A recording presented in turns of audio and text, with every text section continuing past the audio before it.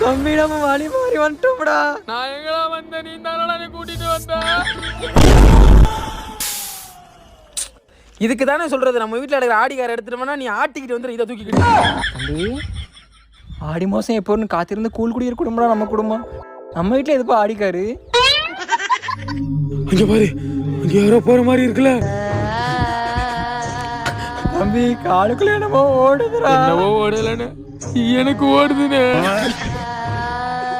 உன்னோடு நான் இருந்தா அனுப்பி வைக்கிற குடும்பம் நடத்துறியா? செருப்பு பிஞ்சு ஓட உனக்கு, செருப்பு பிஞ்சு ஓ.